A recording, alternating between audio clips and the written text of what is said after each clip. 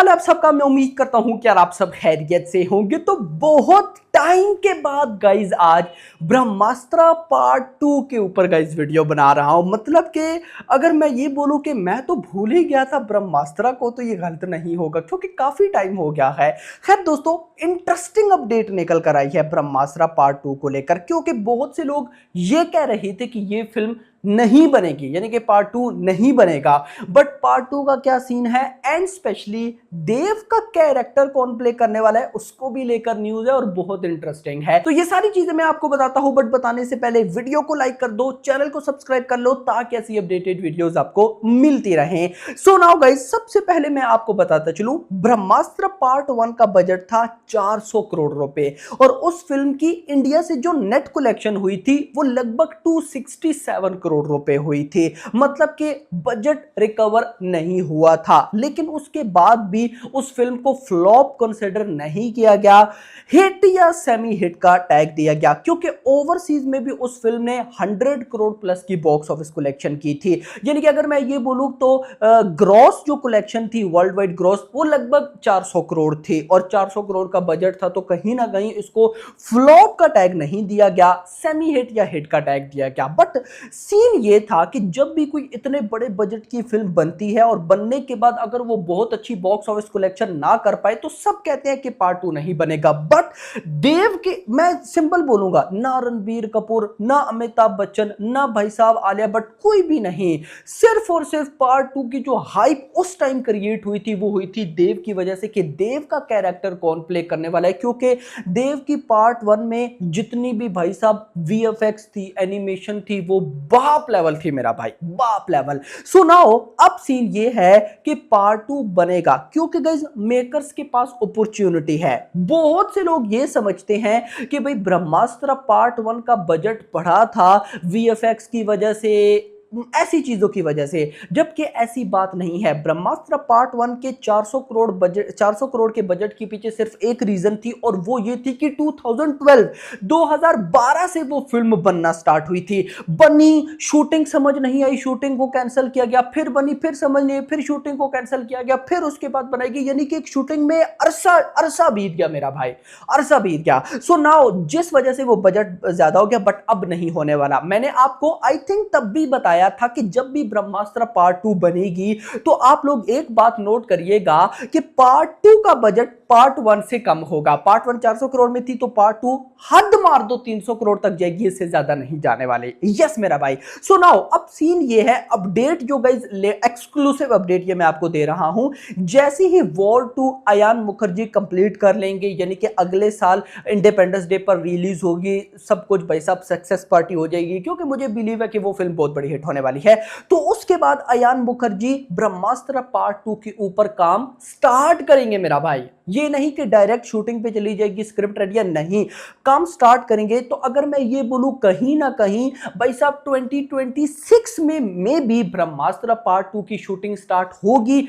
तो ये गलत नहीं होगा। यस, और उसके बाद फिर वो हमें कब देखने को मिलती है वो नहीं पता, लेकिन न्यूज में ये चीज जरूर आई है कि जिस तरह पार्ट 1 की शूटिंग कंप्लीट की गई उस तरह से नहीं होगा, पार्ट 2 की शूटिंग को बहुत जल्दी कंप्लीट कर लिया जाएगा। बट जो सबसे बड़ी हाईलाइट है वो है देव का कैरेक्टर, और इंटरेस्टिंग न्यूज ये है कि maybe NTR, junior NTR Dev का रोल प्ले करेंगे ब्रह्मास्त्र पार्ट 2 के अंदर। ऑलरेडी मैंने आपको कुछ दिन पहले, कुछ दिन क्या, कल न्यूज दी थी मेरा भाई कि भाई एनटीआर एंड भाई साहब इधर बॉलीवुड में करण जौहर, इन दोनों का जो लिंक है ना वो काफी ज्यादा अच्छा है। इवन के करण जौहर ने RRR को भी प्रोमोट किया। अभी देवरा एनटीआर की फिल्म आने वाली है, उसकी भी हिंदी की प्रमोशन इधर करण जौहर ने ही करनी है।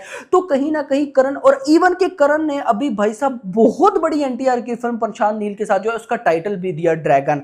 और जो ब्रह्मास्त्र है, ब्रह्मास्त्र के अंदर जो देव का कैरेक्टर है वो एनटीआर को ऑलरेडी करण जौहर ऑफर कर चुके हैं। सो मे बी पॉसिबिलिटी बन जाए, नजर आ जाए, तो होप फॉर द बेस्ट। तो गाइस ये कुछ अपडेट थी ब्रह्मास्त्र पार्ट 2 से रिलेटेड। सो अब आप लोग मुझे बताएं आपको क्या लगता है पार्ट 2 कैसा होने वाला है। देखो एक और इंपॉर्टेंट अपडेट जो बहुत पहले मैंने आपको बताई थी, अभी फिर बता दूं, मेरे माइंड में आ गई।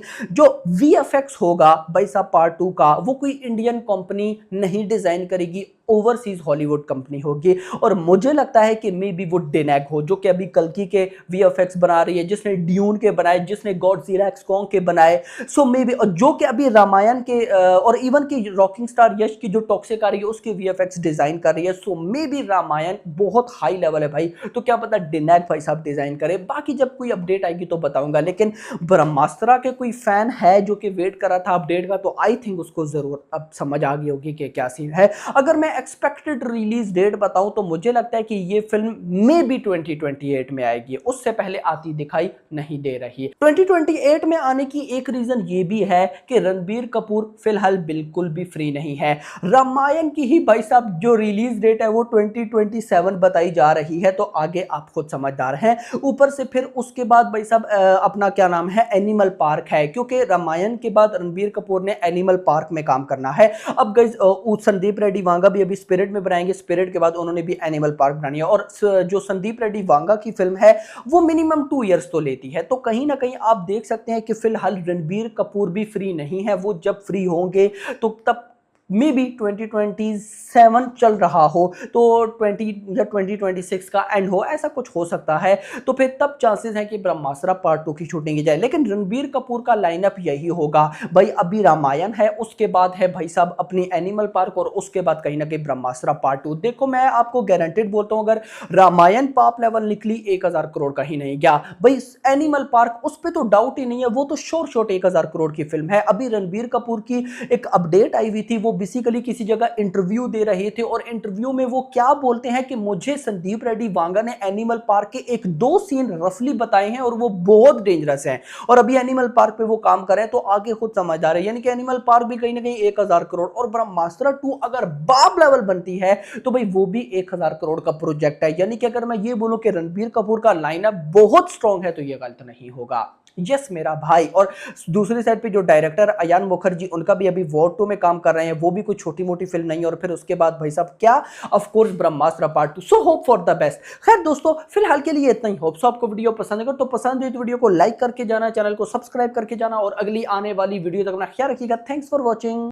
Most people are waiting for, you don't know, on the social media, they're asking for Brahmastra 2. We just asked few guys which film of Nagarjuna next future film apart from Nasamranga. Yeah. They're waiting for Brahmastra 2 because they really liked that role. Yeah, whatever Steve have done is very good. Very powerful role. Yes, sir. Yeah. So are you doing it Brahmastra 2? Well, yeah, but they want to do it after Ayan Mukherjee is doing War 3. Yes. అది అయిపోయినగానే చేస్తాను అంటున్నాడు. So you are there again. Hopefully. Obviously. You have to be there.